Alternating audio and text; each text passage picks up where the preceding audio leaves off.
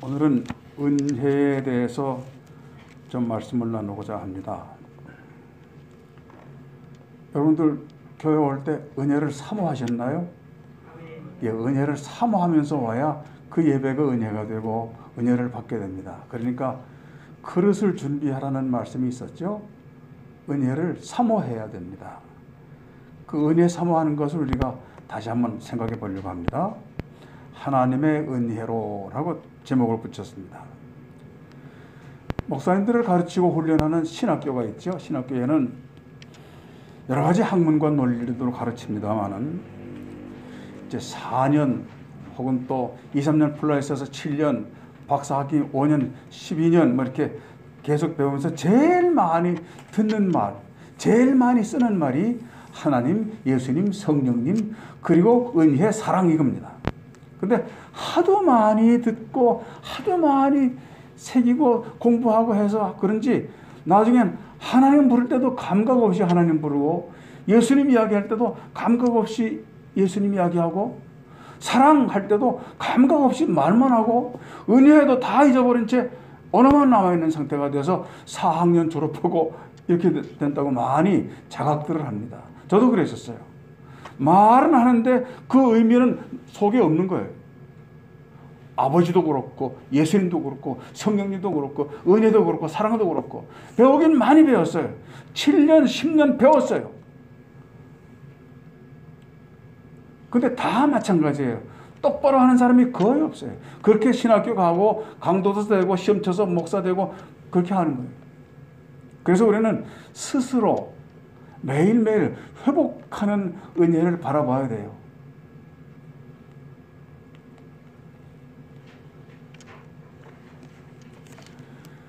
하나님, 예수님, 성령님, 은혜, 사랑 많이 이야기하는데 그 나와 직접적인 상관을 없이 사는 경우가 많다는 거죠.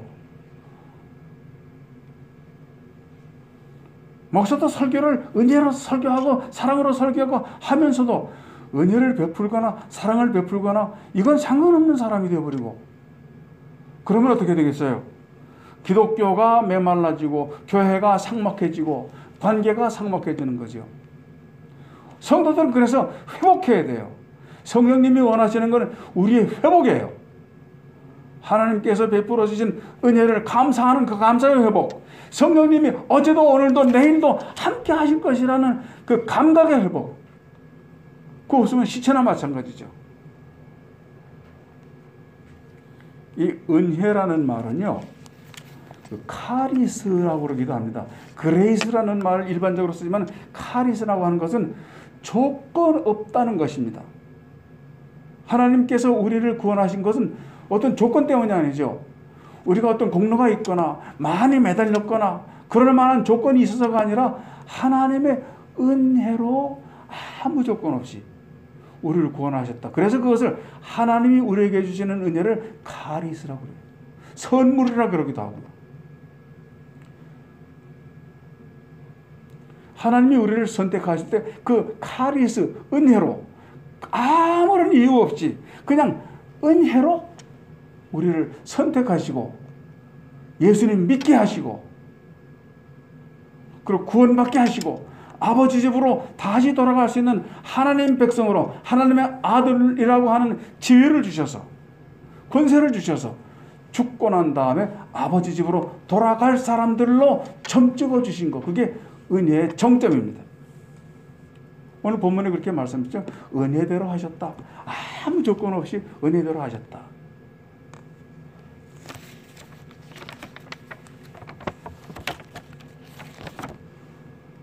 그 은혜를 우리가 회복하자는 거죠. 우리가 하나님께 구원받아서 영생하게 된 것은 우리의 행위나 우리의 공로가 아니고 온전히 하나님의 은혜로 구원받았다. 이것을 기억해야 돼요. 다시 되살려서 기억해야 돼요. 다시 되살려서 기억하는 걸 뭐라고 그러죠? 회복이죠. 회복. 리커버리라고 그러기도 하고요. 힐이라고 그러기도 하고요. 우리가 은혜를 갖고 있지 못하면 잊어버리고 있으면 그건 병든 상태예요. 성도는 은혜를 가지고 있을 때 건강한 건데 성도가 은혜를 잊어버리면 병든 상태. 그래서 누군가가 고쳐줘야 돼요. 그래서 힐링이 돼야 돼요. 멀쩡한데 속에는 은혜가 없어요. 은혜라는 간판을 붙여가지고 보따리에 넣어놨는데 그 보따리는 은혜라고 써놨는데 그 속에는 은혜가 없어요. 썩은 고구마가 있을는지 썩은 감자가 있을는지 몰라요. 그런 교회와 그런 성도가 돼서는 안 되겠다는 생각에서 오늘 은혜를 말씀드리고자 합니다. 하나님의 은혜로 구원받은 사람들, 아무 조건 없이 구원받은 사람들, 이게 우리가 보통 신학교에서 배우는 내용인데요. 더러는 신학교에서 다른 말씀을 가르칠 수가 있어요. 자유의지가 중요하다. 인간에게는 하나님께서 로봇으로 만들지 아니하시고 자유의사가 있는 생물로 만드셨다. 그러니까 무조건이라는 건 없다. 뭔가 인간이 구원받기 위해서는 무언가는 해야 된다. 자유의지론, 그렇게 가르치는 데가 있어요. 사람의 선택과 사람의 공로도 구원에 관계한다고 가르쳐요. 택도 없는 말씀, 당치도 않은 말씀이에요. 왜냐하면 사람들은 본래 썩었어요. 우리 인류의 조상이 누구죠? 할아버지, 우리 최초의 할아버지가 누구예요? 아담이잖아요. 그 최초의 할아버지가 아담인데 이 사람이 사탄과 교제하면서 하나님과 원수됐어요.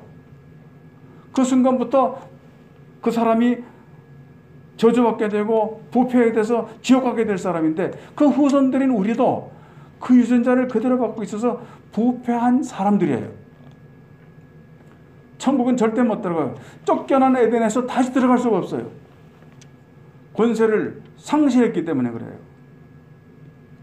그러니 이런 권세를 상실했고 온전치 못하고 하나님과 원수된 사람의 자손인 우리가 무슨 짓으로 회복하고 무슨 짓으로 다시 천국에 갈 수 있겠는가? 우리는 안 되는 존재다. possible이 아니라 impossible, 안 되는 존재인 거예요. 구원하고 상관없어요. 은혜도 받을 수 없고 하나님께 관심받을 수도 없는 존재가 되어버렸어요. 그래서 자유의지가 우리 구원에 어떻게 이바지한다, 노력하면 된다 라고 주장하고 가르치는 것은 당치도 않은 말씀입니다. 그래서 우리는 타락한 사람의 후손이 돼서 타락한 사람처럼 창세기 3장에 나온 대로 세상 밖으로 쫓겨나가지고 에덴 동산에 쫓겨나가지고 가시와 엉겅퀴가 가득 찬 세상에서 죽을 때까지 땀 흘려 노동하지는 안 되고 그리고 가시밭길을 가는 인생길일 뿐이에요. 그런 상황에, 그 저주스러운 상황에 있는 우리들을 하나님이 무조건적으로, 똑똑해서가 아니고 말씀 잘 들어서가 아니고 뭔가 하나님의 마음에 드는 뭔가가 있어서가 아니라 무조건적으로 은혜대로, 무조건이라는 말과 은혜라는 것은 같아요. 뭔가 이쁜 짓을 해서 이뻐하고 뭐 공로가 있어서 상 주고 이게 아니라 아무 공로 없을 때, 아무 짓도 안 했을 때, 그가 죄인이건 죄 없는 선이건 상관없이 무조건적으로 그래 은혜로 우리를 건져주셔서 구원받은 사람을 만들어주신 거죠. 그게 하나님이 하신 거예요. 아버지가 그렇게 하셨다고요. 본성적으로 저주 속에 태어나고 본성적으로 저주 속에서 죽을 수밖에 없는 타락한 존재들 우리들을 예수님께서 어떻게 표시하시는 거니? 너희, 그렇게 돼 있어요. 요한복음 8장 44절로 45절에 너희는 너희 아비 마귀에게서 났으니, 이거 뭐래요? 굉장히 자극적인 말이죠. 너 아버지가 뭔지 알아? 너 아버지가 마귀야, 이 뜻이에요. 그죠? 너희는 너희 아비 마귀에게서 났으니 너희 아비의 욕심을 너희도 행하는지라. 저는 처음부터 살인한 자요 진리가 그 속에 없으므로 진리에 서지 못하고 거짓을 말할 때마다 제 것으로 말하나니 이는 저가 거짓말쟁이요 거짓의 아비가 되었습니다. 우리 아버지가 그렇고 우리 할아버지가 그렇고 나도 그렇고 내 자식이 그렇다, 다 그렇단 말이에요. 저주의 대상이죠. 그렇기 때문에 예수님이 무슨 말씀을 하시든지 순종하지 못한 사람들이 이스라엘 백성들이었고요.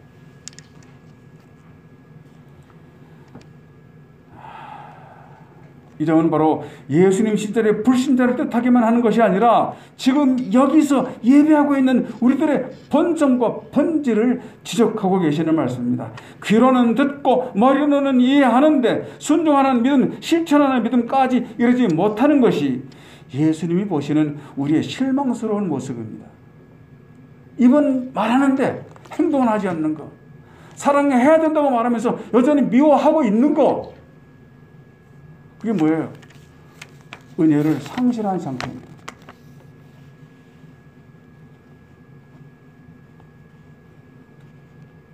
그래서 절대로 우리는 원래부터 자신을 구원하는 데 도움이 못 됩니다. 우리가 아무 노력하고 아무리 발버둥 쳐도 우리 힘으로는 쫓겨난 땅 에덴으로 다시 돌아갈 수가 없습니다. 혹시 우리 중에 누군가 자기 힘과 자기 능력을 발휘해서 에덴 동산을 찾아가 보려는 소원으로 다시 에덴을 왔다 갔다 주저주저 헤매고 있을까 봐 하나님께서 그 자체를 못하게 천사들과 그룹들과 두루 도는 화염검을 에덴 동산 문에다 딱 세워놓고 지키신다고 써놨잖아요.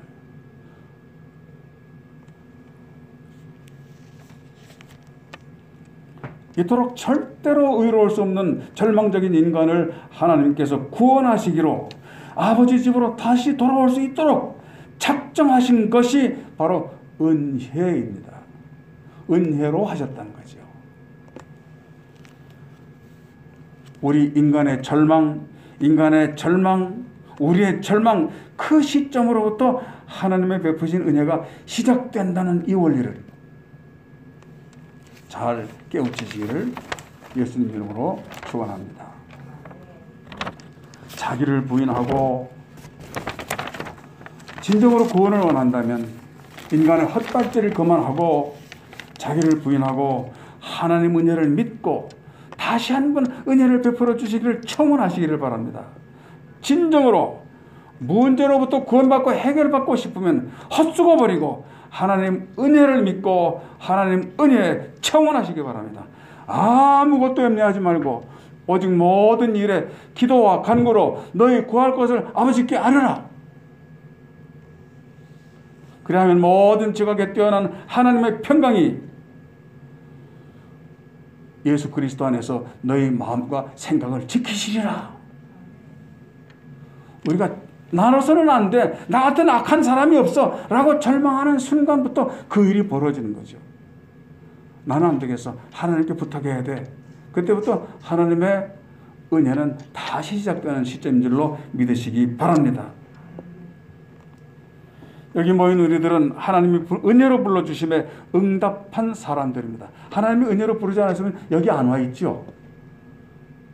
여기 안 와 있든지 아니면 좀 더 기왕이면 같은 값이면 좋은 교회, 큰 교회, 계단이 이렇게 험악한 데도 아닌데 그런 데 가 앉아 있겠죠. 근데 비록 작고 초라하지만 여기 앉아 있는 것도 하나님의 은혜로 부르심에 의한 것을 믿으시기 바랍니다. 여기서 여기 나름대로 구원을 원하는 거죠. 회복을 원하는 거고 은혜를 원하는 거죠.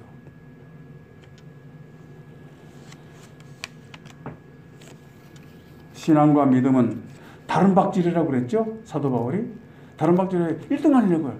합격하려고요. 그래서 신앙과 믿음은 하나님이 준비하신 상급을 향해 다름질하는 뛰어가 도달하는 사람들의 것. 이 사실을 굳게 믿으시면서 아버지 은혜를 회상하시고 찬양하시기를 부탁합니다. 두 번째로 하나님은 지금도 은혜로 우리 가운데 계시고 이끌어 주십니다.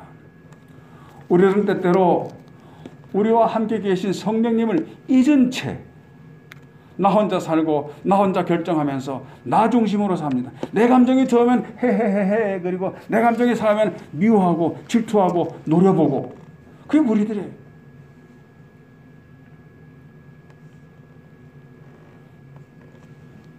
그래서 성령님이 나하고 같이 내 속에 계신다는 사실조차 잊어버리고 살 때가 많습니다. 마치 광야의 당아새처럼 외롭게 고독하게 떨면서 허둥대면서 사는 것이 우리들입니다. 왜냐하면 성령을 잊어버렸기 때문입니다. 매일 성령님, 성령님, 성령님 하면서도 실제로는 잊어버리는 겁니다.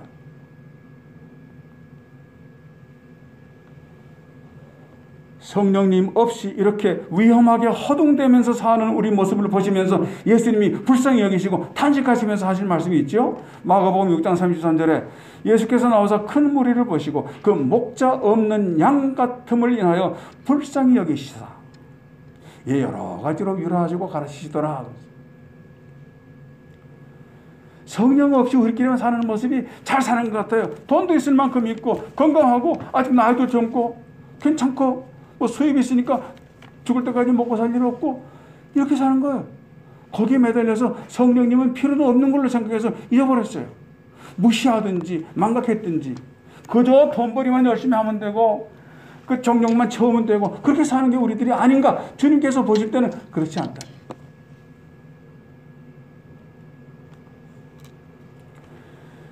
예수님께서 약속하신 대로 보내주신 그 성령님이 우리와 함께 계신데 우리는 그거 무시하고 자기 지식, 자기 힘, 자기 재물, 세상 권세 의지하고 사는 모습을 주님 보시기에 마치 목자 없는 양처럼 위태위태하다. 이렇게 말씀하시는 거죠. 성령님이 나와 또 나의 삶과 같이 하면서 지키시고 도우시고 고치시고 채워주셔야 한다는 사실을 기억하지 못하는 것은 참으로 성도들이 안타까운 모습입니다. 밖으로 겉으로는 어떻게 사는지 다 보이는데 속으로 성령님 없이 사는 것은 보이지도 않는 거잖아요. 목사들이 밤낮 고통하고 기도하는 내용은 그거예요. 성도들이 성령님하고 같이 살았으면. 그래서 성령님은 말할 수 없는 탄식으로 우리를 위하여 친히 주님께 간구하시느니라. 로마서 8장 26절에 그렇게 되어 있죠. 우리가 하도 기도 생활 안 하니까 기도를 해도 형식적으로만 하니까 성령님이 기도까지 대신 하나님께 간구해 주시는 거죠. 성령님 무시하고 사니까 밤낮 외롭잖아요. 성령님이. 남편하고 부부간에도 서로 무시하면 외롭잖아요. 교인들끼리도 서로 무시하면 외로워요. 성령님이 우리하고 함께 사시는데 공기처럼 없는 것처럼 우리는 그렇게 쥐고가 살잖아요. 우리는 성령님이 계신 줄도 모르거나 인식 안 하거나 무시하지만 심지어는 우리가 하지 못하는 기도까지 우리가 형식적으로 기도하면 그거 다 없는 걸로 하고 형식 있게 해주시고 내용 있게 해주시고 간절함 없이 기도하면 간절히 있게 기도해 주시고 막말로 기도하면 그거 다 지우고 새로 정리해서 하나님께 기도해 주시고 이게 성령님 우리를 위해 친히 간구하시는 성령님의 기도가 있다는 거죠. 우리 그거 인식해야 돼요. 지금도 성령님이 우리와 함께 계신다. 기독교는 보이는 걸 믿는 사람들이 아니잖아요. 안 보이지만 마음속에 사는 성령님 믿고 의지하고 사는 거죠.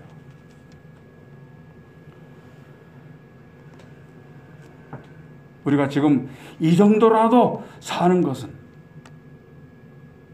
성령님이 은혜로 도우시고 은혜로 지키시고 은혜로 고치시고 심지어는 기도까지 대신해 주시면서 지키고 계시기 때문에 이 정도라도 사는 것을 믿으시기 바랍니다. 이것이 바로 하나님의 은혜요, 예수님 은혜요, 성령님 은혜입니다.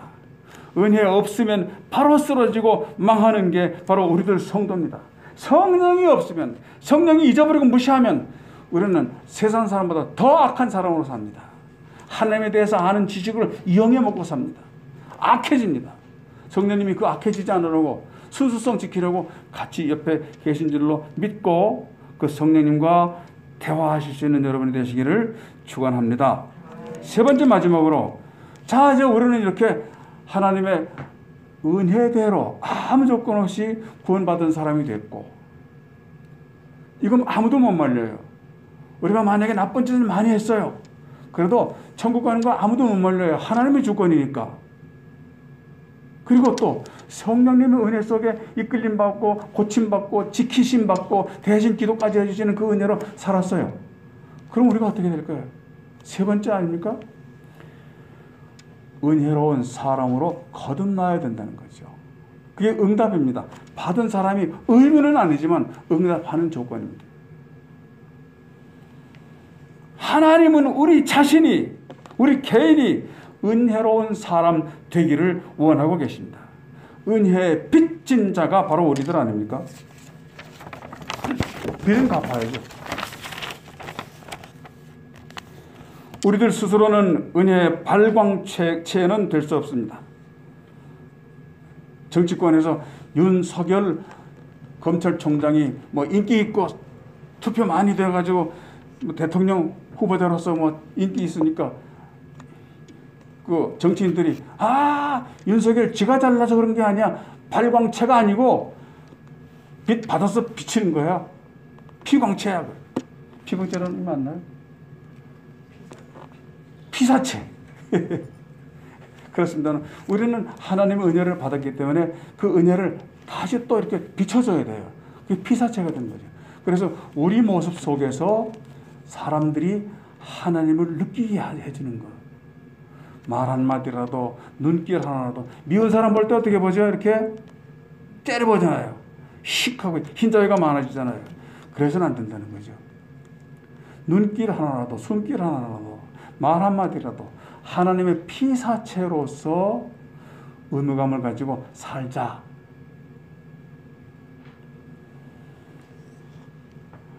탕자 이야기 잘 아시죠? 누가복음 15장에 11절부터 24절 나옵니다만 그 이야기가 주인공이 세 사람이죠. 하나는 아버지, 집 나간 탕자를 몹시 기다리는 아버지, 또 이제 살다가 살지 못해서 다시 집으로 돌아온 탕자, 회개하고 돌아온 탕자 그 아버지, 그 회개하고 돌아온 아들이 주인공인데 사실은 우리 그리스도인으로서는 누가 주인공인가 하니 집에서 탕자가 되지 않고 아버지 모시고 농사 짓고 집 잘 지키는 큰아들이에요. 그게 주인공이에요. 그게 바로 우리들이에요. 그래서 돌아온 탕자도 있지만 집안에 있는 탕자도 있는 거예요. 그래서 집안에 있는 탕자라고 그래요. 집에 있는 큰아들을. 사실 시간이 있으면 이 성경을 같이 좀 읽고 갔으면 좋겠는데 설명만 해드려도 다 아실 거예요. 탕자 이야기 아시잖아요. 탕자는 자기 몫의 재산을 미리 아버지에게 공간하고 빼앗다시피 해가지고 그 수많은 돈을 들고 객지에 가가지고 탕진했어요. 큰아들의 증언에 열 것 같으면 창녀하고 놀아나면서 아버지 귀한 재산을 다 써먹은 놈이라고 그랬잖아요. 그 탕자에 있고. 그 이제 집으로 다시 돌아왔으니까 회개한 아들이라는 그런 의미가 되고요. 집에 있던 큰아들은 아버지 잘 모시고 집을 잘 지킨 아들이긴 하나 요새 말로 2% 부족한 것. 이건 바로 이스라엘 사람들을 지칭한다고 성경학자들은 말하지만 은혜대로 말하면 사실 지금 믿음 생활하고 있는 우리 크리스찬들이에요. 교인들이에요. 그가 천주교인이든 개신교인이든 장로교든 감리교든 상관없어요. 우리 기독교인들을 이 장남으로 보고 있는 거예요. 집에 있는 탕자다. 역시 탕자예요. 왜 탕자냐? 은혜가 없기 때문에 그래요. 아버지는 재산 다 탕진하고 병들어 돌아온 아들을 보자마자 끌어안고 새 옷으로 갈아입히고 금가락지를 끼워주고 잔치하자고 막 동네 잔치를 벌였는데 그게 은혜잖아요. 근데 큰아들은 뭐라고 그랬어요? 아니에요. 재산을 팔아먹고 참기어 노란하고 하던 놈 왜 왔지? 저 인간 꼴보기 시켜서 내가 집을 나가야지 아마 이랬을런지도 몰라요. 우리 혹시 그런 생각으로 살지 않는 건 모르겠어요.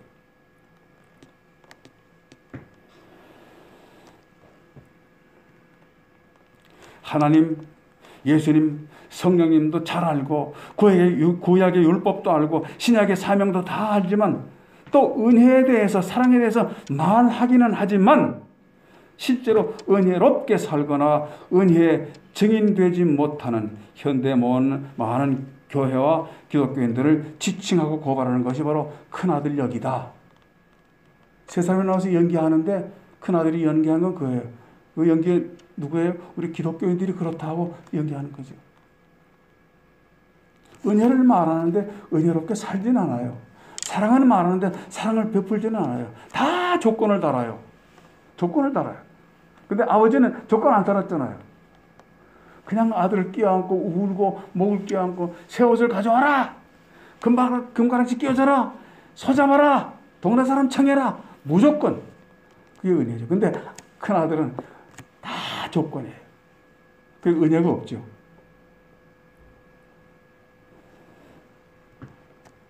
맏아들이 은혜의 사람이었다면 거짓골로 돌아온 동생을 보면서 그 잘못을 따지고 아버지한테 항의하면서 불만을 터뜨리고 원망할 게 아니라 서둘러서 정죄하는 데 급할 것이 아니라 기뻐하시는 아버지와 함께 기뻐하고 동생을 안아주고 용서해주고 함께 잔치를 베풀어 주어야 마땅하지 않겠는가.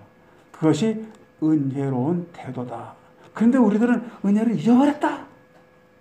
성령님 잊어버리듯이 은혜라는 말 자체도 잊어버렸다. 말은 많이 하는데 실제로 알맹이 은혜는 없다. 누가 처음에 교회에 왔을 때 제일 먼저 발견하는 게 불이익인데 그 사람들에게 은혜가 증거가 돼야 돼요. 그래야 교회도 전도가 돼요.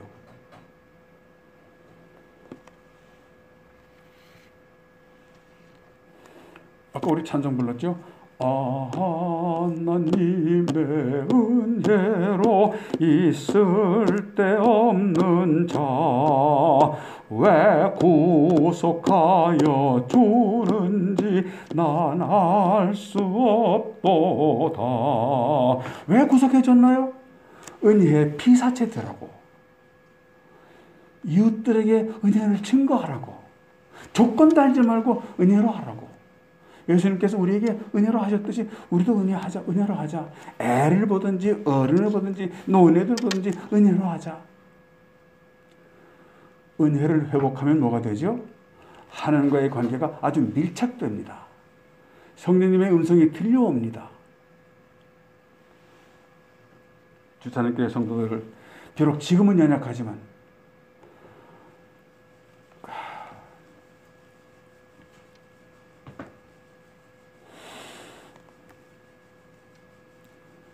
하나님 무조건적인 은사가 넘치도록 우리에게 다시 찾아올 때, 성령님을 회복하게 될 때 하나님께서 예배하신 더 풍성한 나날을 맞이할 수 있을 줄로 믿습니다. 기도합니다. 하나님, 오늘 저희들이 주일날이라고 계획은 하고 왔으나 성령님과 동행하는 마음으로 은혜 넘치는 발걸음으로 왔는지 돌아보게 하심을 감사합니다. 주찬일교회 성도들 다 가난합니다. 권세도 없습니다. 인간적으로 자랑할 것이 많지 않은 것이 연약한 교회의 모습입니다. 그러나 허락하신 은혜 가운데 성령님을 회복하게 하시고 하나님을 향한 구원의 감사를 회복하게 하시고 은혜로 구원받은 사람답게 은혜로 증거되는 게 부족함 없고 풍성하고 뛰어난 성도들 다 되게 도와주시옵소서. 세상에서는 이름 없는 교회에 다니지만 하나님 나라의 천군 천사들은 기뻐하며 찬송하며 자랑으로 삼고 여기는 주 찬양교회와 성도들 한 사람 한 사람 되도록 축복해 주시옵소서. 우리 주 예수 그리스도의 이름으로 감사하며 기도하옵나이다. 아멘.